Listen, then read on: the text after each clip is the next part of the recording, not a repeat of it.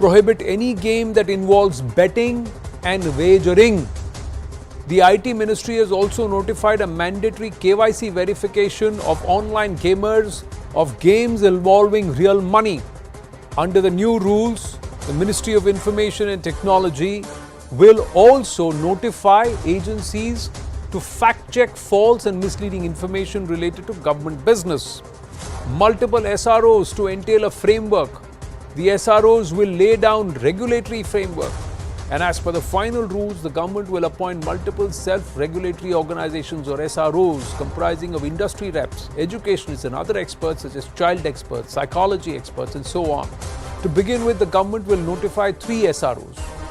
The SROs will be responsible for declaring online games permissible on the basis of whether the games allow wagers. The SRO can declare online real money games as permissible if it is satisfied that the online real money game does not involve wagering on any outcome. That opens a whole new Pandora box, doesn't it, ladies and gentlemen? Kanishk Gaur, Director, India Future Foundation with us. Khushbu Jain, lawyer and cyber expert with us. Namaste and Jai Hind. Thank you very much. Khushbu Jain, please tell me.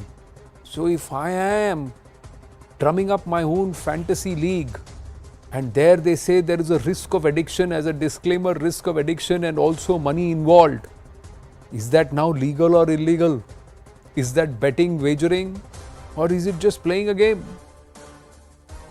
No, so with the new rules, if anything which has an element of addiction, anything which has an element of pure wagering, which is an outcome of a chance, pure chance, is something which is considered illegal and is not permissible in India.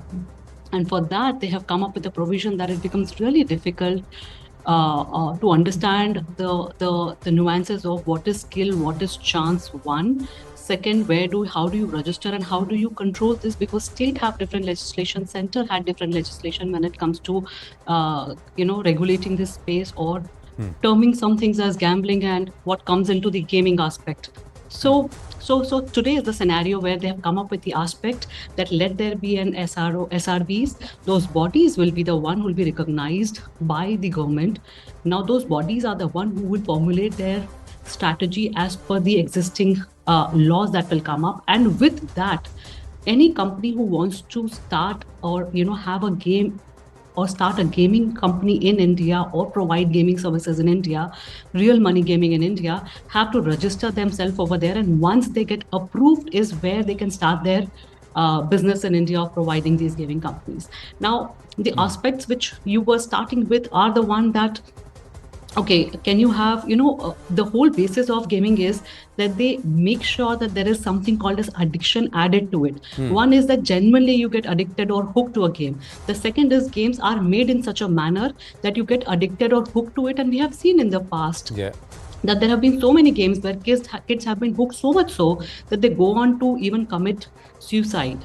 They are that crazy that they forget everything for hours. They don't eat, they don't drink, they don't do anything. All they are doing is hooked up to the game. So that's why they have come up with, let's come up with a regulation which doesn't strangulate the entire industry, but which creates a platform where these companies can come and register themselves and the industry grows. So I think that's a welcome step that has come up, and sooner it was required. But has it confused further rather than cleared matters is another concern, Kanishk Gaur, because what is wagering and what is not?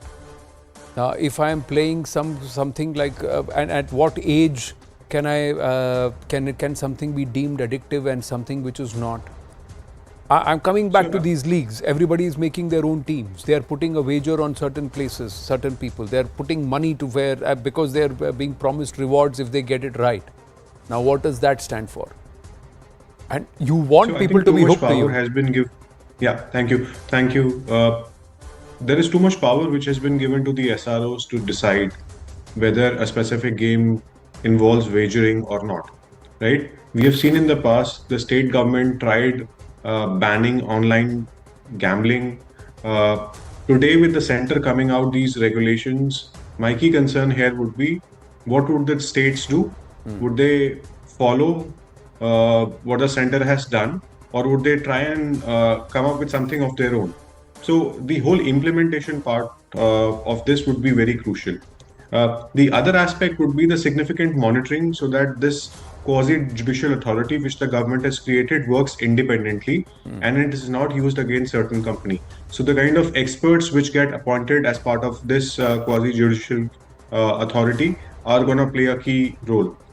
There could also be an aspect in terms of how the online gaming industry takes all of this, because the KYC part would require 300 million plus users to be registered, right? And India has a significant amount of startups working in this space. Now, will it lead to further, the users moving away from these games because now they have to undergo certain KYC checks is going to be a key concern. We have seen in the past that when you've tried regulating some of this industry, there have been users who have actually gone away and have stopped subscribing to those games. So those are going to be some of the key concerns. We have seen in some of the other countries that there have been companies which have been set up outside and they continue to promote gambling, betting. Now, how would the government ensure that those get banned if they are not registered is also going to be another component which will have to be looked up, right? We have seen companies being set up in offshore islands and they continue to operate. In India, they sponsor IPL, they would sponsor correct. So should I regulate? Sports. So, but Kanish, let me ask you this: should I regulate these companies and say you have to operate in India and you have to park your profits in India, you got to pay your taxes in India and park your data in India? Secondly, if I have given my KYC, I filled my KYC, shouldn't it be my choice what I want to play, how much I want to bet or wager, and how much money I want to spend? As long as if I am legally allowed to vote, if I am legally allowed to drive, why can't I be legally allowed to bet? See, this is a stance which the government has taken. In some of the other countries, betting and gambling is legal. So if you look at countries like United Kingdom, betting and gambling is legal.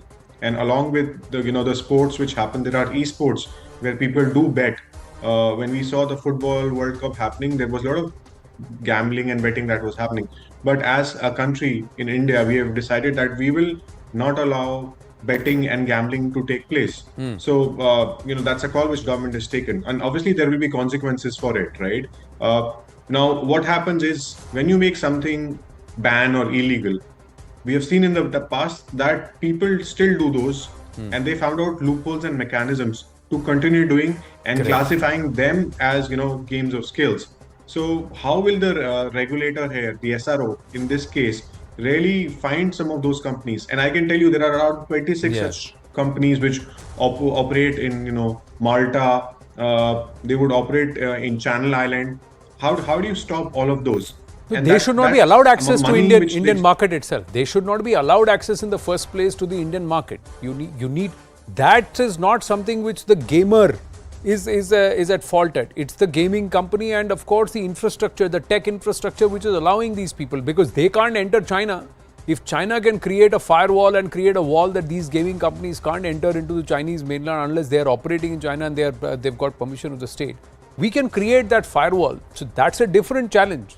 But once they are allowed, once they are legal, they're setting up office in India, they are based out of India, their servers are in India, the data is parked in India, the money they collect is also kept in India, it's not moved out of India into any other escrow account, etc.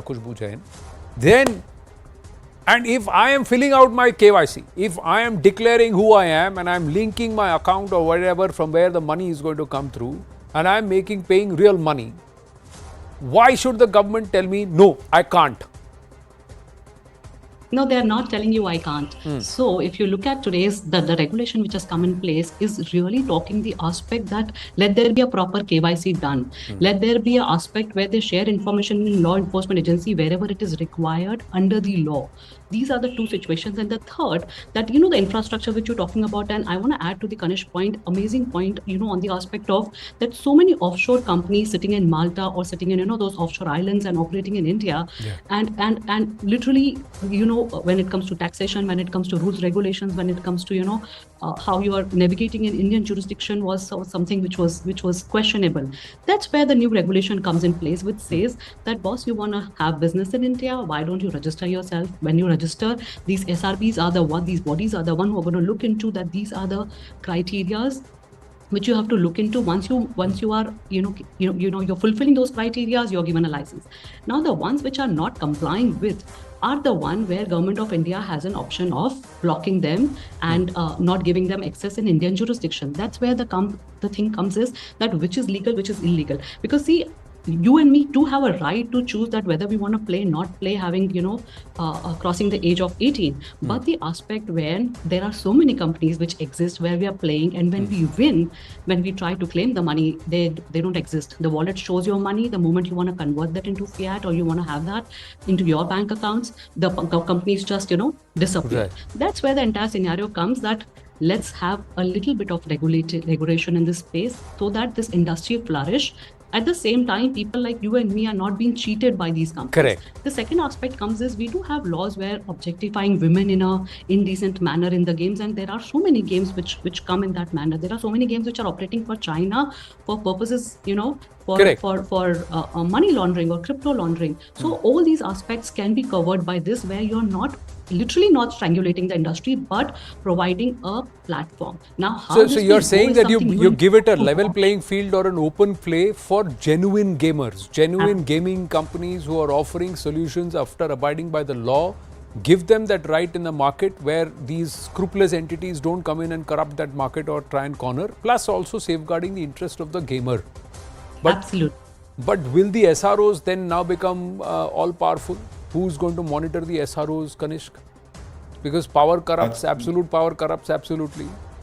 Yeah, so those the next job would be to let's get into one of these SROs, because then we'll have unbridled power and clout over these gaming companies. No, absolutely right. How do you ensure the independence of the SROs? Who regulates these SROs, right? How will they stand in the courts? Right. Will the courts tomorrow challenge the SRO on some of the findings they have? So this is another Pandora's box which is opened, right? And as we move forward, we will see how the government is looking at handling this challenge. The other aspect is around KYC. You've got 300 million plus users in India, who play these games, and suddenly you create a new, law where they have to do the KYC.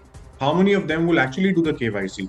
And within a stipulated period of time, will they actually continue playing that game because they have to now register and share all of those details? Simple point is, one of the things is I'm shocked that we have allowed it to go up to 30 crore gamers without even doing KYC.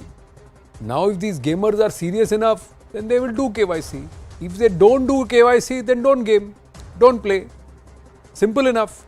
But we should not allow it. This is something which I have a problem with, and I think we all should have a problem with, is that we allow things to manifest and become a big gargantuan problem before we even address it. Municipality, maybe before they lay the foundation on an illegal land, they should not allow it. They allow the whole building to be constructed and then they say this is illegal, girado. Same thing we have done with the gaming business. We have allowed 30 crore people in India to get onto this gaming platform and get addicted or get used to gaming. We have allowed scrupulous entities to enter, and today we are saying regulated. But like they say, better late than never. And perhaps that's where it stops now. Let's hope that gamers become responsible, gaming companies become responsible, and for overall, we have a far more secure gaming environment than it has been so far. Kanish Gaur, Khushbu Jain, thank you very, very much. We're going to take a short break here on The Right Stand. When we come back, ladies and gentlemen, COVID cases are back again. It's a new variant, highly infectious. How dangerous is it? Do we all need to really mask up, or do we just need to be a little more careful? Dr. Randeep Guleria joins us live. Stay with us.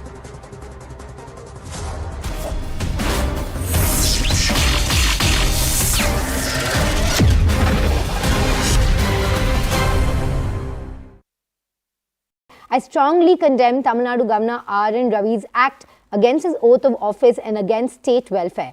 Governor's remarks today are not good for his position. He said among students that if a bill is passed in the assembly that is withheld by the governor, it means it's dead. Withhold means rejection in decent language. It is against the constitution to reveal administrative decisions in a public forum. This is what the Tamil Nadu CM M.K. Stalin had tweeted. Going across to my colleague Purnima Murli. Purnima, can you tell us, did the governor specify this was against that online gambling bill, which is that current tussle between the state government and the governor, or was he just explaining the language used regarding bills and how bills work in general? Well, in fact, this was a question and answer session followed by governor's speech, and one of the questions asked was about the language, and to that the governor had responded that it is a decent language to say that instead of saying that it's been rejected, it says that withholding is a better usage, and that if the governor withholds the nod for a bill, it means the bill is dead, which also is politically significant because, the DMK has sent a delegation to submit a memorandum to the president seeking the governor's withdrawal, citing that many bills, including the bill on NEET, have all been pending before the governor, and the governor has not really taken action on the bills that have been passed by the Tamil Nadu government, which have impacted people, including the online bill, including the bill on NEET. All these bills were pending before the governor, but the governor, in fact, said that he is yet to make a decision, and all these are politically significant, which is why governor's statement has not gone down well with the DMK, because DMK time and again says that there are many bills that have been sent to the governor that are sitting before the governor, and the governor has not yet decided. And at a time, the governor makes it clear that it's as well as saying that the bill has been rejected, and that's a decent language. That's the word that's coming in from the governor, which is why Chief Minister M.K. Stalin and other DMK stalwarts have condemned the governor's statement on this as well. Purnima, stay with us. We're joined by Mr. K. Saravanan of the DMK on the broadcast. Very good morning to you, sir. Sir, the governor was asked about the language. Basically, someone has asked him, what does it mean when you withhold a bill? He just explained that. That's available in civic textbooks also. Why should we say that he's revealing administrative decisions? The governor is totally unaware of the legal procedures. We wonder who made him the governor. It's like any elementary, even a first-year law student will know that the governor cannot withhold a bill forever, and he does not have the power to say no to a bill sent by the Tamil Nadu Legislative Assembly. That is what he said. The problem is, this governor has been sent by the Prime Minister and the Home Minister to destabilize the Tamil Nadu government. They are totally, both of them are jealous of the political goodwill created by our leader, Mr. M.K. Stalin, the Tamil Nadu's Chief Minister. They are scared that he's trying to form a coalition to sink the BJP. The BJP will be sunk by us. So that is the reason why they want to stall all the administrative capabilities of the state government. That is why the governor is acting in this way. So, just tomorrow, the PM will be inaugurating the Chennai airport. It looks like the war of words against the governor is now escalating, and now you're making statements against the centre as well. Yeah, it's like when he is acting not per the constitution, but as per the diktats of the RSS and the BJP, definitely the central government should take responsibility. I am asking, in which BJP rule states that governors act like this? Act like a novice, speak like a novice, without knowing the legal provisions. I pity the aspirants, the IAS and IPS aspirants who were there listening to his advice. Probably I should request them not to listen to what he is speaking, because this man does not know the law. Sir, but he had said, he had made the same point that you had made, that the governor can return a bill, but if that assembly passes it again, he has no option but to pass it. That's what he had said, that he has to assent to the bill if the assembly passes it for the second time. So, okay, he knows that, but is he doing that? He's not doing that. the online rummy bill has been sent back to him by the Tamil Nadu State Assembly. Why is he sleeping on it? To protect whose interest? Let us also not forget that this is the same gentleman who had met the representatives of the online rummy companies. Does he set a good example for all those IAS and IPS officers? Who's going to be benefited if the online rummy bill is not come into force? It is those companies, and he's meeting those people, and he's keeping those bills for 4 months. Is this the example the IAS and IPS officers want to follow? Thank you very much for joining us and sharing your opinion. Continuing with that DMK and the governor standoff, and we have some more breaking news coming in. Now the governor made a remark. That same speech Governor R.N. Ravi had delivered at the Raj Bhavan recently. He made a remark saying withholding means bill is dead, which is decent language for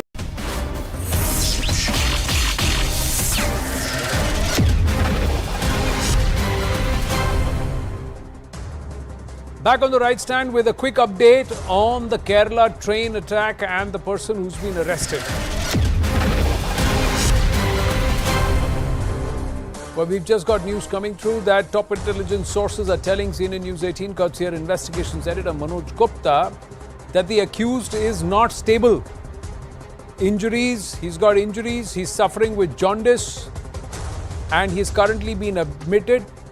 The only thing that the agencies are saying that they've come to know is that he has done it on the directions of someone. Now remember, CNN News 18 last evening on the right stand put out the details of this man who was arrested from the Ratnagiri station by the Maharashtra task force, where he said that, and thereafter when he was brought to Kochi and interrogated by the Kerala police, he said he has done this at the instructions or directions of someone.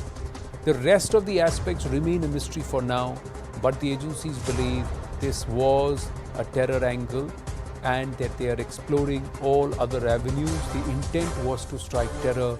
It was done at the behest or instructions of someone. Who this someone is, they are going to get to the bottom of this very, very soon. But although right now the accused being remanded to custody is also suffering from illness, where he's reportedly suffering with jaundice and also has multiple injuries. Moving on.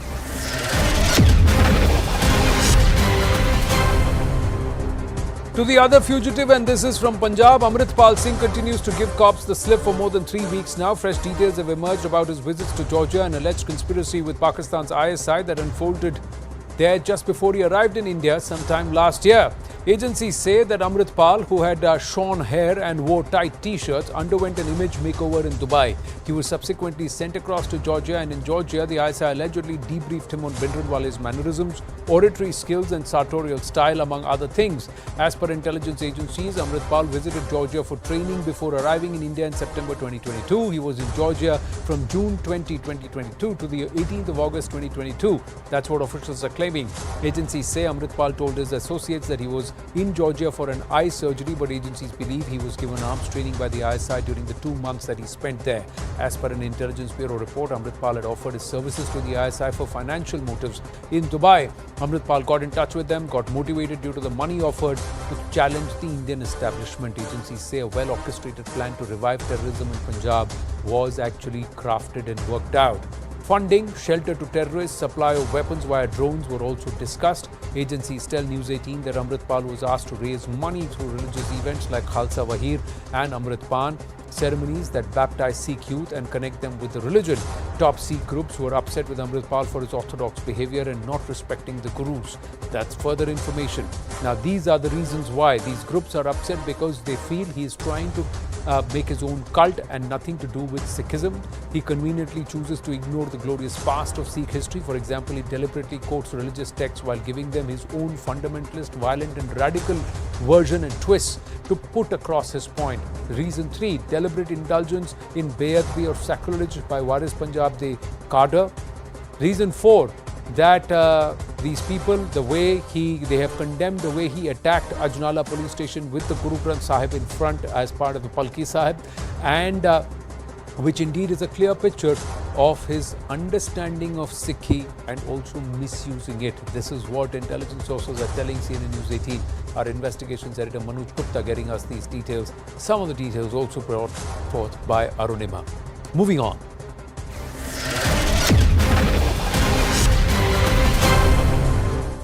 There is trouble brewing in Pakistan, ladies and gentlemen, as Pakistan faces one of the worst economic crises in its history. Fears that Islamabad will default on its debt obligations are growing. The United States Institute of Peace has warned that Pakistan could default on its debt obligations. Pakistanis are suffering due to skyrocketing inflation, political conflicts and rising terrorism. These issues are also adding to economic issues that Pakistan is facing. The US think tank has pointed to four main factors which need to be considered if the government wants to pull the country out of the economic abyss that it finds itself in. The USIP has said that Pakistan should firstly factor in the composition of its overall external debt. Secondly, the think tank says the repayment pressure on the debt in both the short and medium term has added to Pakistan's difficulties. The third factor is potential inflows that can offset debt outflows. And the fourth is highlighted by the USIP that the nation's external debt management strategy in Islamabad need to adopt a comprehensive strategy to manage its external debt obligations effectively and increase exports, reduce imports and attract more foreign investment. The think tank has warned that if Pakistan defaults on its debt, it will lead to a cascade of disruptive effects and this could lead to unrest, debilitating Pakistan's targets for the future.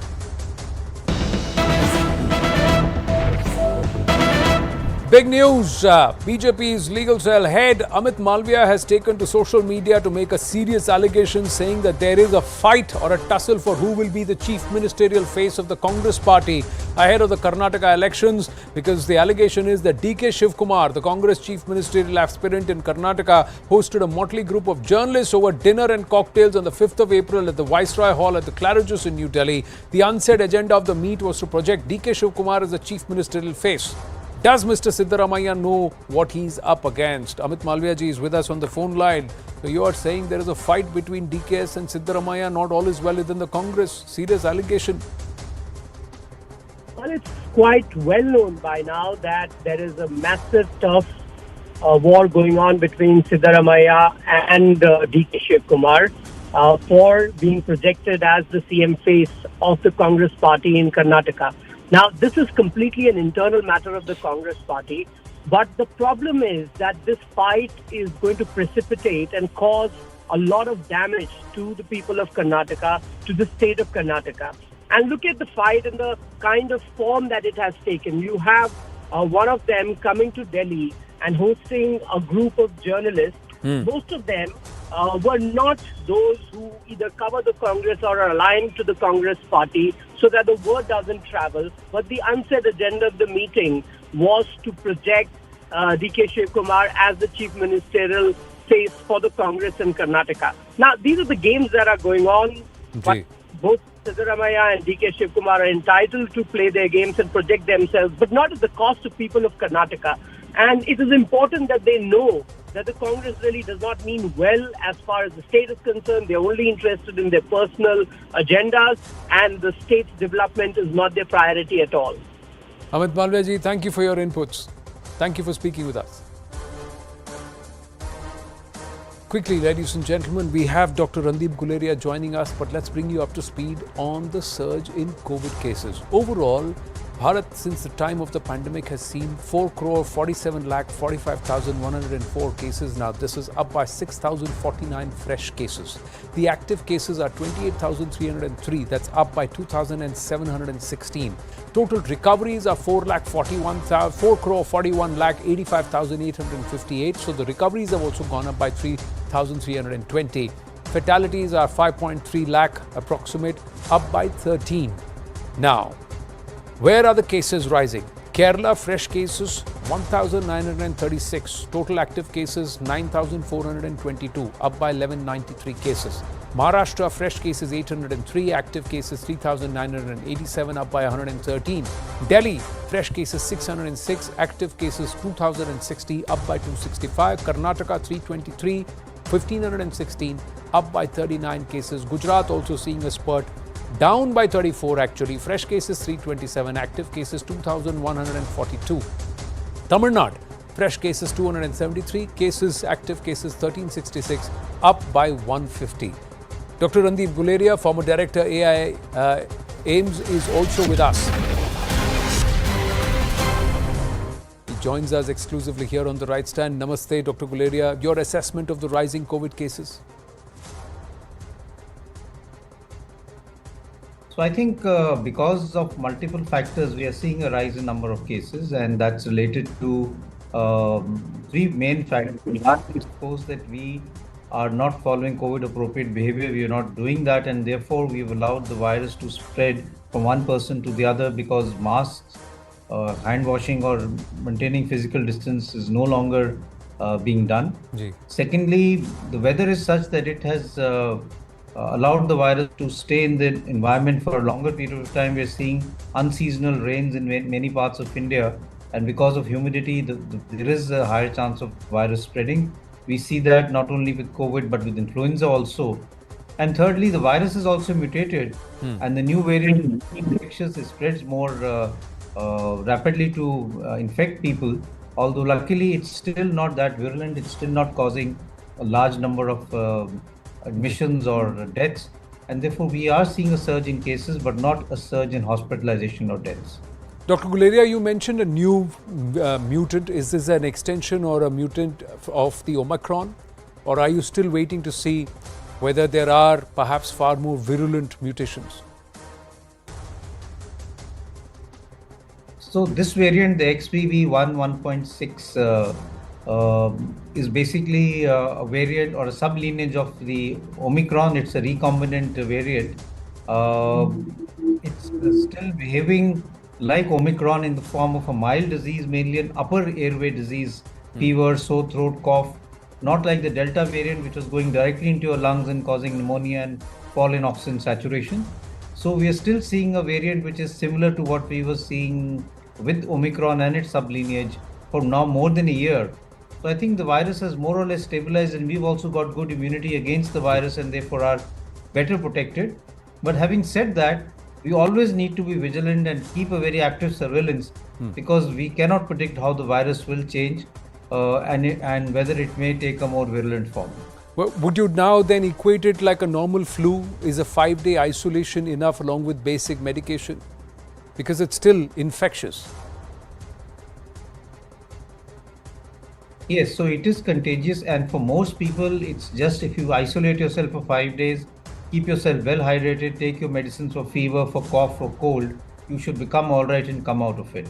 Ji. But I would say that those who have comorbidities, those who are elderly, the high risk group, they need to be extra careful both in terms of preventing themselves from getting the infection, so taking all the preventive measures, and if they get the infection, to get themselves tested, isolate themselves, contact their doctor, and monitor themselves closely, and if need be, they may need to be admitted in the hospital for treatment and for close monitoring because they are at a high risk of more severe disease. Dr. Guleria, how much will a booster dose help? So currently what the data seem to suggest is that we have good immunity in the form of hybrid immunity. The immunity that vaccination has given us is still holding out, and many of us have had had infection with the Omicron variant, which has been a mild infection but has given us good amount of immunity. So in general, the data seems to suggest that the population has good immunity and we may not really need a vaccine right now. Okay. Also, I think the other important question that we need data on is what is the right vaccine to give right now? Correct. The current vaccines that are available in India are basically from the Wuhan strain, the original COVID strain. But we've actually moved a long way from there. We've had the Alpha, the Beta, the Delta, and other variants, and now we have the Omicron variant and its sublineages. So it's possibly that if we have to have a vaccine, we will need a new generation vaccine which covers the new variants which are emerging and causing the infection. But Dr. Guleria, there is a mixed opinion between taking the flu vaccine and the booster dose. Do you have an opinion on that? So the flu vaccine is a vaccine against another virus, influenza virus, which is also causing flu-like symptoms, and we've seen a new emergence of the H3N2. Remember, before this we had the H1N1, which caused the swine flu pandemic also, the pandemic which we saw in 2009. The current vaccine, which is an annual influenza vaccine, is a quadrivalent vaccine. Quadri means it covers 4 strains. It covers the swine flu strain, it covers the H3N2 strain, and it covers 2 influenza B strains. So that vaccine is useful, and I would say all high-risk groups and all the elderly should definitely take it. Others can also take it, but it will prevent you against influenza infection. It will protect you against influenza infection. It will not protect you against COVID because that's a different virus. Got it. For that, you need to take your booster dose if you have not taken it as of now. Ji. But coming to children, how risky is this current mutant or variant? So again, the data suggests that children by and large are still getting a mild infection. We're not seeing a huge number of children being admitted with severe infection. But I would really advise parents that if your child has a flu-like syndrome, has fever, cough, keep the child at home. Don't send the child to school because what one is observing, children with fever, cough and cold are going to school and giving the infection to other children who then carry the infection to their house and then give it to their parents or their elders at home who may have comorbid conditions and may get a severe infection. Therefore, to prevent the transmission of disease, it's important that children stay at home for 5 days. Keep them as well indoors as much as possible. They shouldn't be at home and start going to the shopping mall, for example. And at the same time, take symptomatic treatment. And if they have high-grade fever, if there is coughing, or if the child is lethargic, not taking any feed, then it's important that they consult their doctor and for any admission or any medication. The other question is wearing masks. We see advisories everywhere. Is it mandatory, precautionary, and more importantly, are the days of lockdown past us now? So I think wearing masks would be a good thing that one should do. It should be more voluntary and people should really realize the importance of wearing masks, not only to protect them against COVID, but influenza, tuberculosis, and also in places where air pollution is high, it also protects them against air pollution. So wearing a mask is a good thing. I don't think we're going to see lockdowns like we saw in the past because now the whole scenario is different. We have had vaccination, we have a good immunity. We need to be careful, we need to be conscious of isolating ourselves, but locking down a whole area probably currently will not really be of much benefit. Dr. Guleria, final question and quickly, what kind of mask should one wear? What type of mask? So I would say that for most people who are going out, even a surgical mask or a cloth mask is good. Okay. If you are in the high risk group or if you are going to a hospital, then you must wear an N95 mask. Okay. But by and large, a surgical mask or a cloth mask is also good enough to protect you. Thank you. Thank you for your time, Dr. Randeep Guleria, and for also answering some very, very key important questions. Thank you very much. With that, we call it a wrap here on The Right Stand. Anusha ready with brass tacks.